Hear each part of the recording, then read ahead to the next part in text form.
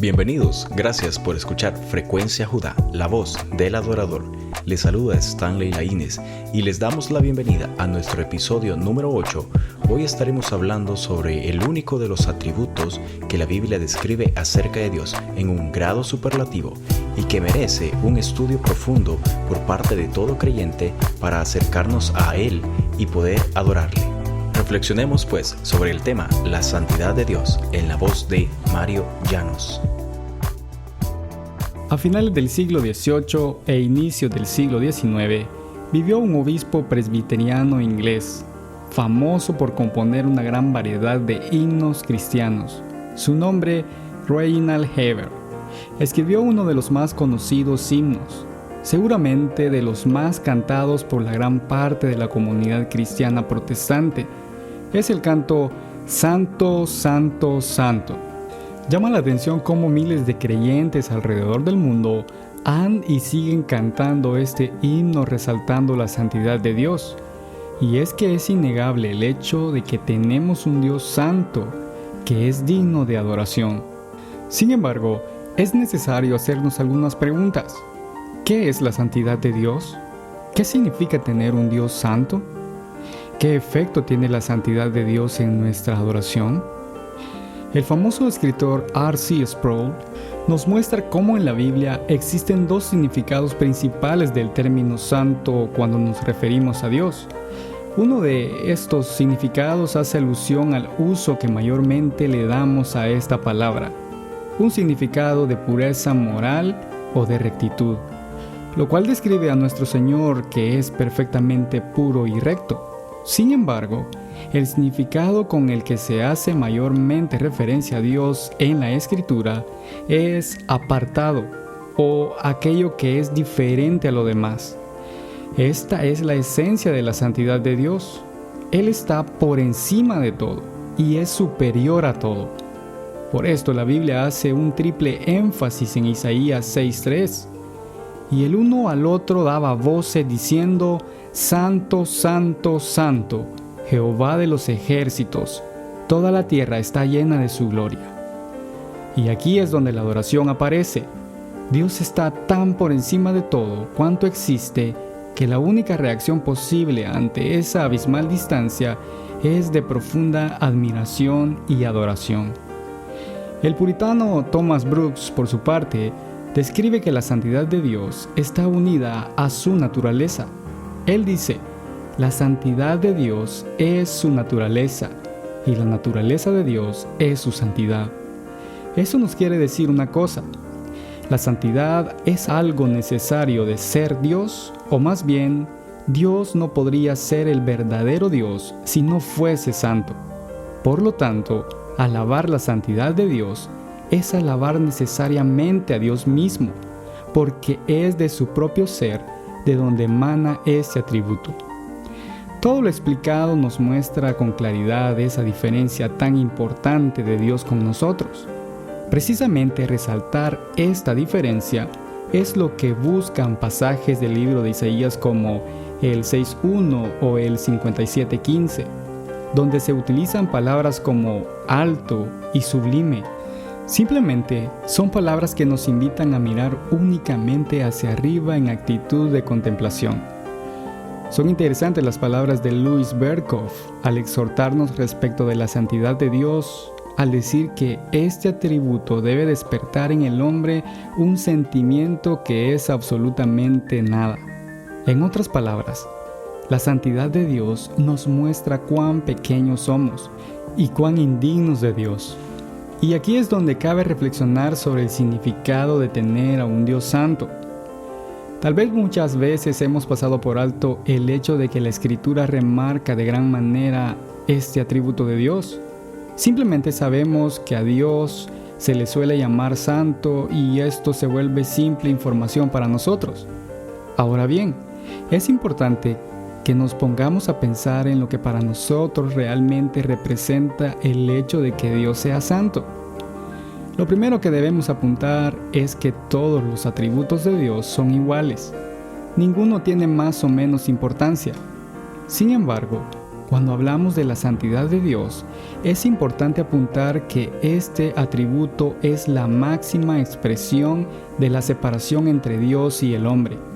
Tener un Dios santo, y como lo expresa la Biblia, 3 veces santo, significa que definitivamente estamos completamente separados de Dios por nuestra naturaleza. Existe un conflicto entre el Creador y la criatura.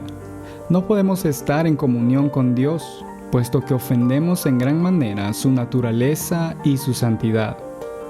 Este es un problema bilateral. Dios está en conflicto con el pecador y el pecador está en conflicto con Dios. Ambas partes se rechazan mutuamente. Esto nos lo demuestra Romanos 1:18, porque la ira de Dios se revela desde el cielo contra toda impiedad e injusticia de los hombres que detienen con injusticia la verdad. Tener un Dios santo significa que, dada nuestra condición, merecemos su ira. De hecho, la ley plasmada en el Antiguo Testamento comprueba que bajo los estándares de Dios estamos completamente condenados. Romanos 7:7 nos dice: ¿qué diremos? Pues, ¿la ley es pecado? En ninguna manera. Pero yo no conocí el pecado, sino por la ley, porque tampoco conociera la codicia si la ley no dijera: no codiciarás. Mas el pecado, tomando ocasión por el mandamiento, produjo en mí toda codicia, porque sin ley el pecado está muerto. Entonces, definitivamente, debido a cómo nos encontramos delante de Dios, estamos en deuda con Él. Esto es algo que no debemos perder de vista. Nuestro pecado delante de Dios es abominable, y parece que solo hay lugar para la tristeza al saber la inmensa diferencia entre nosotros y Dios, sabiendo que no podemos agradarle y que Él no aparta la vista de nuestro pecado. Sin embargo, la Biblia es clara. Ahora pues, ninguna condenación hay para los que están en Cristo Jesús, los que no andan conforme a la carne, sino conforme al Espíritu.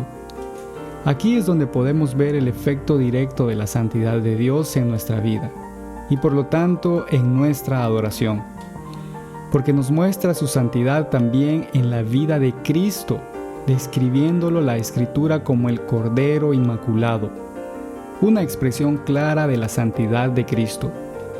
Y aún así, esa ira de la que nos habla Romanos 1:18 ha caído sobre Él, a fin de reconciliar lo que era irremediable por mérito humano. Esa gran brecha entre el hombre y Dios también fue cerrada por la santidad de Dios mismo, hecho hombre. En el capítulo 53 de Isaías se nos describe lo que Jesús iba a padecer, describiendo claramente la inocencia de Él y cómo recibió todo sin merecerlo, reconciliando así a Dios y a la humanidad. Precisamente ahora que sabemos lo que significa la santidad de Dios y cómo Cristo reconcilió esa brecha inmensa, podemos darnos cuenta de que nuestra adoración debe contemplar estos aspectos. Nuestra adoración y nuestra alabanza debe exaltar la santidad de Dios y cómo ese Dios santo decidió reconciliar aquello que más le ofendía a través de Cristo. Estas implicaciones solamente deberían provocar en los creyentes ese sentido de agradecimiento profundo.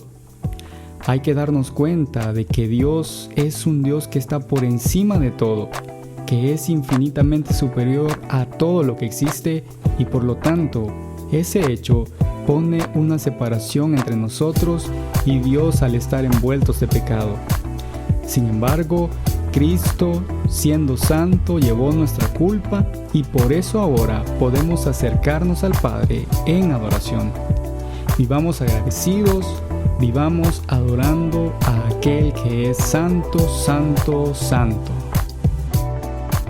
El saber que Dios ha provisto un medio para que nosotros le adoremos debería de provocarnos a que meditemos en el conocimiento de su palabra a lo largo de nuestro paso aquí en la tierra, ya que eso constituye un acto de adoración en el que Dios es glorificado. No te pierdas nuestro próximo capítulo en el que hablaremos sobre otro de los atributos de Dios y que describen de manera asombrosa su identidad, naturaleza y esencia, es decir, su autoexistencia. Gracias por escucharnos. Recuerda compartir este podcast en tus redes sociales para que sea de bendición para más personas. Suscríbete a este canal y dale like a este episodio. Será hasta la próxima. Que Dios te bendiga. Gracias por sintonizar Frecuencia Judá, la voz del adorador. Escucha un nuevo episodio cada lunes. Frecuencia Judá es una producción de Movimiento Judá, proclamando que Jesús es el único digno de alabanza y adoración.